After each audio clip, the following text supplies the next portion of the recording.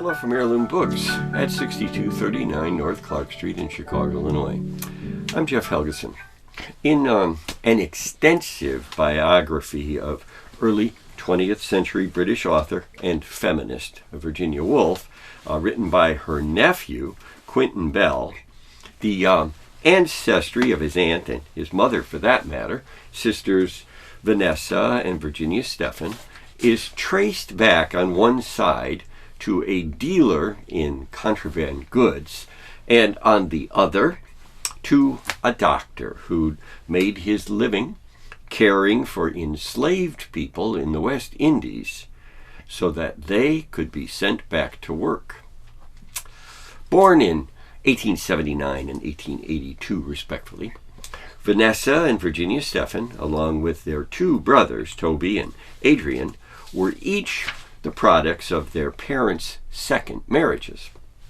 The four siblings' father, Leslie Stephen, a noted literary critic, historian, and editor of Great Britain's Dictionary of National Biography, as well as having been a well-known mountaineer and highly vocal agnostic who'd written extensively in defense of religious skepticism, had initially married a younger daughter of Vanity Fair author William Thackeray, whose mother, sadly, had suffered a severe case of postpartum depression following the birth of her child and eventually needed to be sent to an asylum until she died.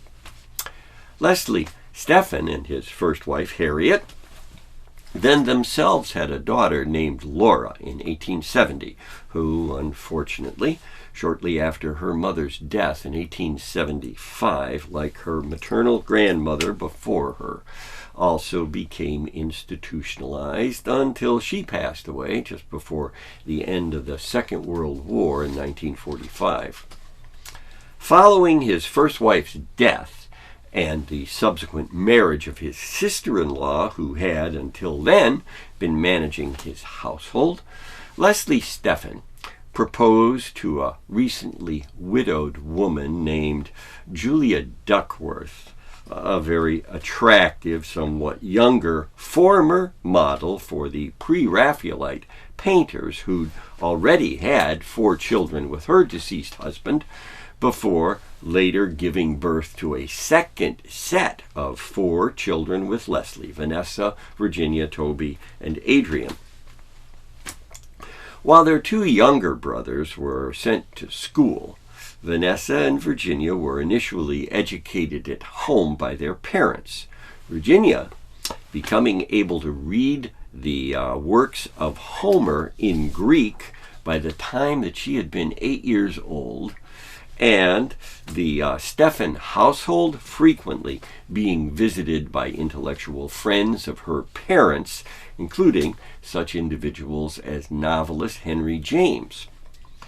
This extensive blended family, however, was severely disrupted when Julia died in 1895, and 9 years later, when Leslie Stephen also passed away from cancer in 1904 at the age of 72, when his daughter, Virginia, had just been 13 years old, her 25-year-old stepbrother, George Duckworth, apparently taking advantage of the highly vulnerable emotional circumstances in what can only be described as an extremely inappropriate and sexually exploitive manner.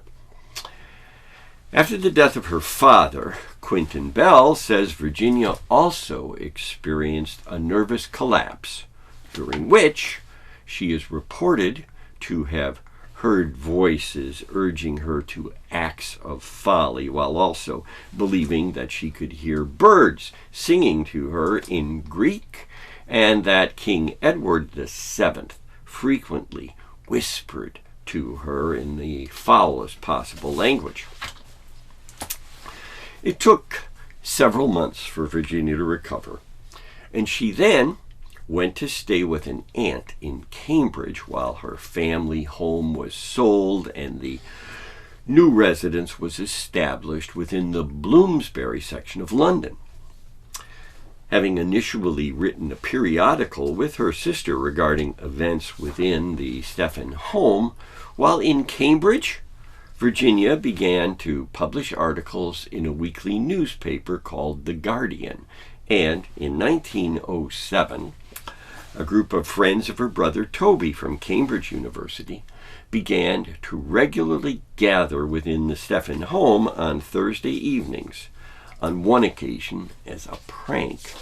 Several of them, including a bearded and turban-wearing Virginia, disguised themselves as the Emperor of Abyssinia and his entourage in order to receive a royal tour of a British naval ship and facility. Eventually, the Bloomsbury group came to include, after Toby had become ill on a trip through the Mediterranean dying of typhoid fever in 1906, author of A Room with a View, Howard's End, and Passage to India, E.M. Forster, economist John Maynard Keynes, American expatriate poet T.S. Eliot, short fiction writer Catherine Mansfield, and philosopher Bertram Russell, as well as art critic Clive Bell, who developed the aesthetic theory of significant form, and Leonard Woolf, the last two of these individuals subsequently marrying sisters Vanessa, a painter, and Virginia Stephen, becoming Mrs. Leonard Woolf in 1912 and describing her husband in a letter as a, quote, penniless Jew. The couple soon discovered that the new bride was sexually frigid, Virginia largely blaming this upon her stepbrother, George Duckworth. And a year after the wedding, she took an overdose of drugs, was found unconscious, having to have her stomach pumped by Maynard Keynes' doctor, younger brother, and George Duckworth then offered the couple an estate with servants, in which his half-sibling could recuperate from what appeared to have been a third nervous breakdown. A recent article in the Tribune explains that without their servants, the Woolfs and the Bloomsbury community would have been entirely helpless. By this time, Leonard Woolf had gone off and returned from service as a colonial administrator in Ceylon, as well as written 2 novels, and Virginia Woolf had written a full draft of her first novel, The Voyage Out. In it, a young woman named Rachel Vinrace embarks on a journey to South America, encounters a wide variety of fellow shipboard travelers, including Clarissa Dalloway, who would become the central character of Mrs. Woolf's 9th publication. But eventually, central character dies of a fever. The style of the book immediately surrounds a reader with the external world that it's describing, and it is this full immersion of the senses that was later expanded by Woolf into a wholesale embrace of the concept of stream of consciousness as initially conceived by Henry James' older philosopher brother William, and then fully manifest in by such writers as James Joyce within his novel Ulysses and T.S. Eliot in his poem The Wasteland. Within the decade between 1912 and 1922, Virginia Woolf experienced repeated onsets of depression, was advised to undertake a number of sessions of rest cure, which, according to Angus Fletcher in a chapter of his book Wonderworks titled Find Peace of Mind, required her to lie still and drink milk for weeks at a time.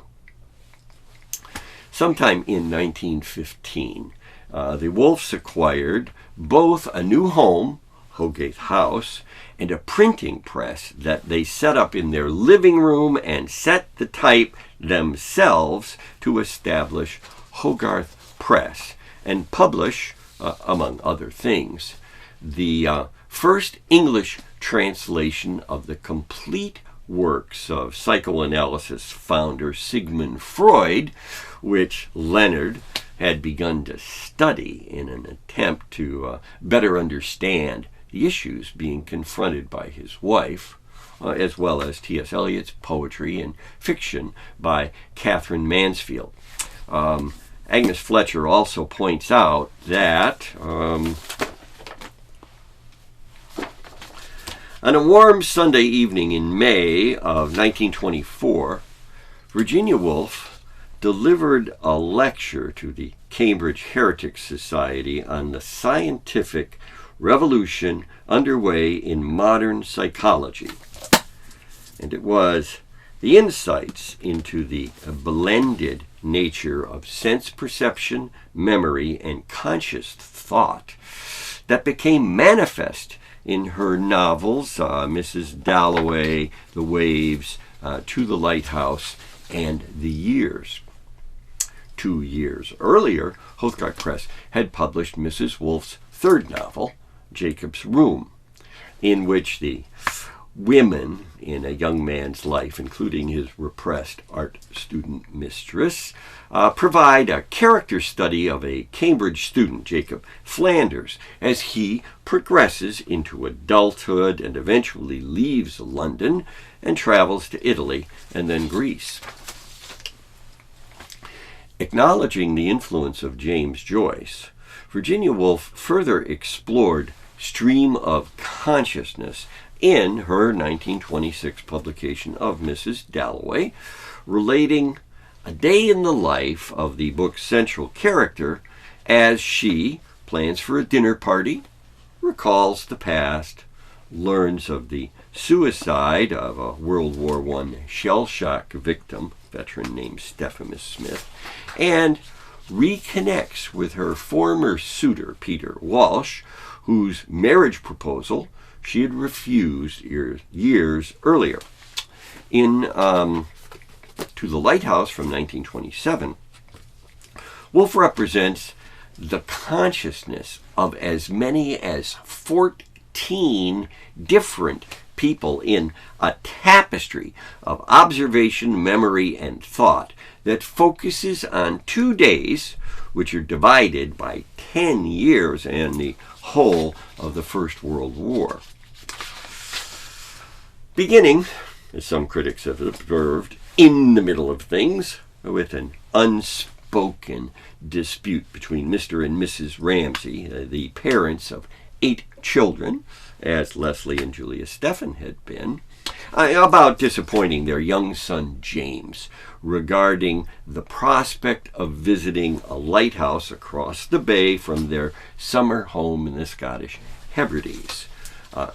The initial day unfolds from the various points of view of the people assembled, husband and wife, children, house guests, including an atheist student of Professor Ramsay, and an amateur female painter who is told by the atheist that women can't really paint, write, or even think successfully.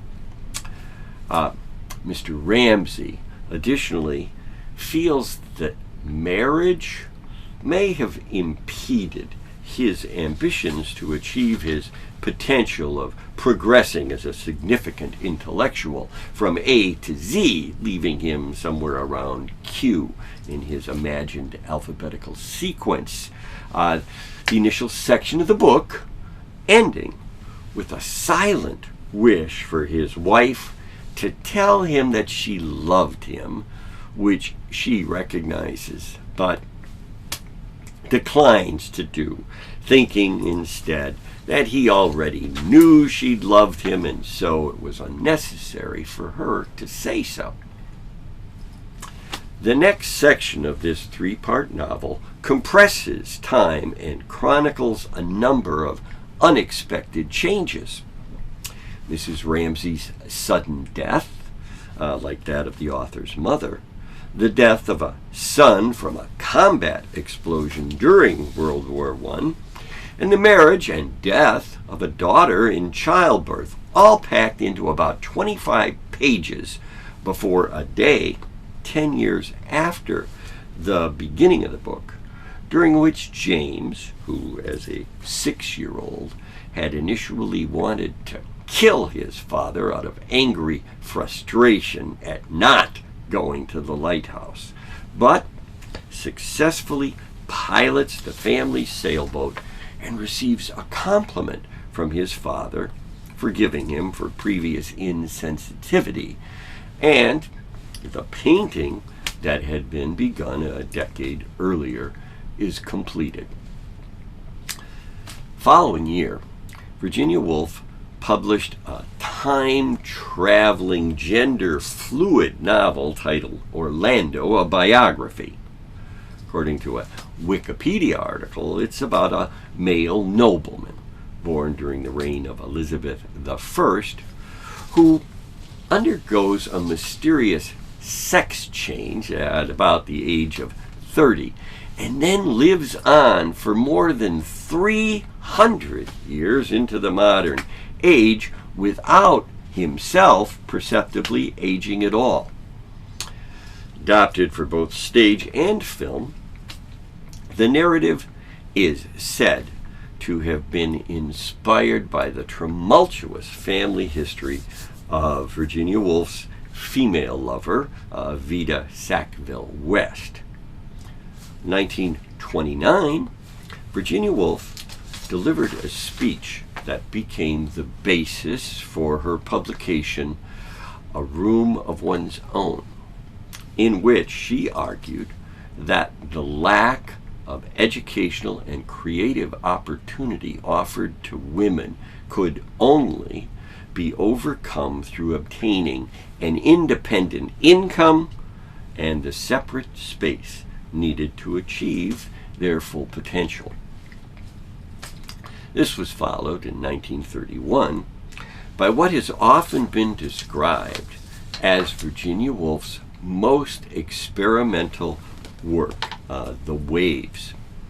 Within this novel, 6 characters provide monologues which describe a man named Percival, who never speaks himself, offering an outline of that individual's character, which is interspersed with third-person descriptions of a coastline at various times of day, somewhat like Claude Debussy's 3 symphonic sketches, La Mer, or even Claude Monet's Seascapes, for that matter.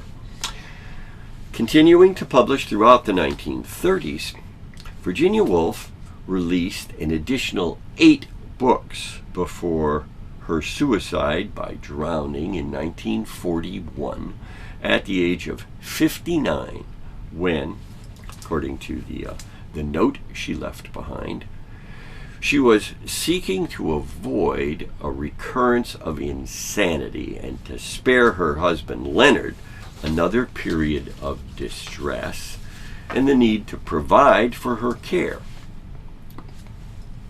These works included Letter to a Young Poet, The Common Reader, Flush, Roger Fry, a biography, and Between the Acts, with additional posthumous publications released by her husband, such as The Death of the Moth and Haunted House, including the beautiful Kew Gardens, with its amazingly rich descriptions of people, plants, and even a snail navigating the daunting obstacle of a fallen leaf that blocks its path. Also, there were Moments of Being and A Summing Up. But for me, at my age, perhaps some of Virginia Woolf's most resonant insights come from the character of Eleanor, which had been my mother's name, in fact, during a party towards the end of the years.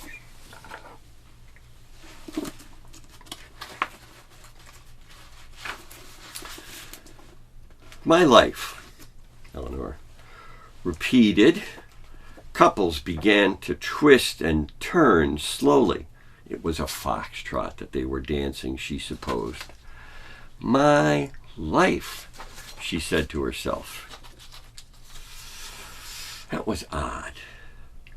It was the second time that evening that somebody had talked about her life. And I haven't got one, she thought. Oughtn't a life to be something you could handle and produce? A life of 70-odd years? But I've only the present moment. Here she was, alive, now listening to the foxtrot. Millions of things came back to her. Atoms danced apart and massed themselves.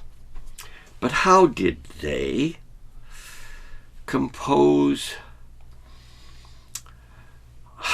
what people called a life? She clenched her hands and felt the hard little coin she was holding. Perhaps there is I at the middle of it, she thought. A knot, a center. And again, she saw herself sitting at her table. And then, from 54 or so pages later,